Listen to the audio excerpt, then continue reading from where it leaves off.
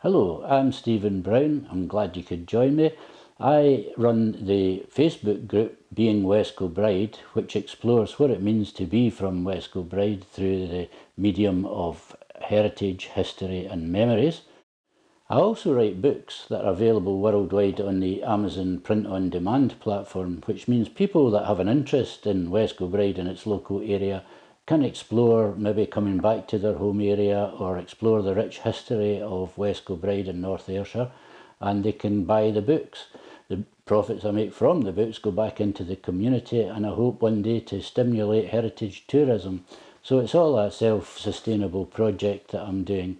I hope you're going to enjoy hearing about my books, and I look forward to getting your feedback at some point through the Facebook group.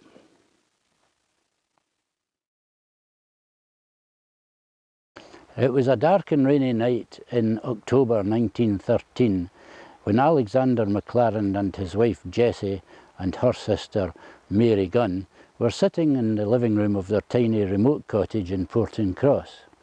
The rain was beating on the window and the moon was out very slightly.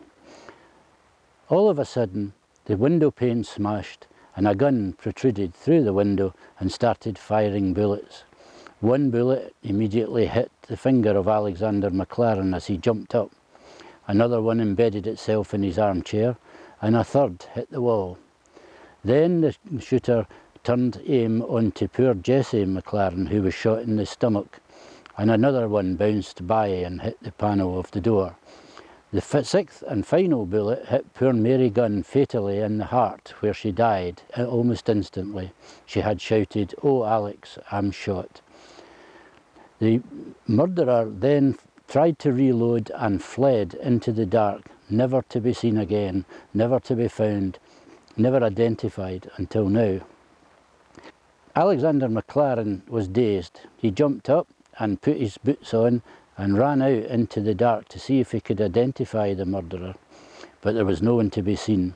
Quickly he ran to his dogs that hadn't barked during the murder, or as the murderer had advanced, and he let them loose and they searched futilely around the area.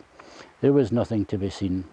So, checking on his wife's whereabouts and health, she was okay. She was lying on the floor, but unfortunately she was lying next to her dead sister.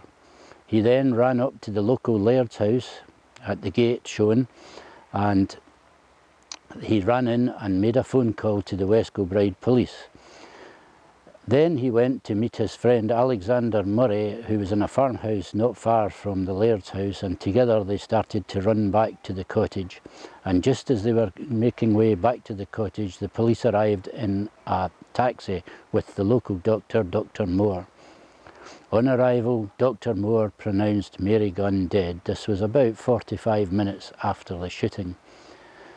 Jessie McLaren, although injured, would ultimately make a full recovery, and Alexander McLaren only then began to notice that blood was seeping from his finger. He was still injured, but not in any way life-threateningly. At the time of the murder, Alexander McLaren was 60 years old and his wife Jessie was 61. Her younger sister, Mary Gunn, was 49 years old. They had had a career as shopkeepers in the north of Scotland. Alexander had owned shops and Mary and Jessie had worked in the shops with Alexander, building the business. They had now retired to Portencross, where they were renting the tiny North Bank cottage. They were looking for a new home, and Mary had gone to Canada previously to visit the middle sister, but hadn't really found happiness or settled in Canada, and had returned back to live with Alexander and Jessie. There was some concern as to the motive of the murder. Perhaps it was robbery. Perhaps the locals had thought that Alexander had money from selling a business. Perhaps there was things missing from the house, but nothing was found. Nobody could really ever find a motive of theft, and nothing was missing.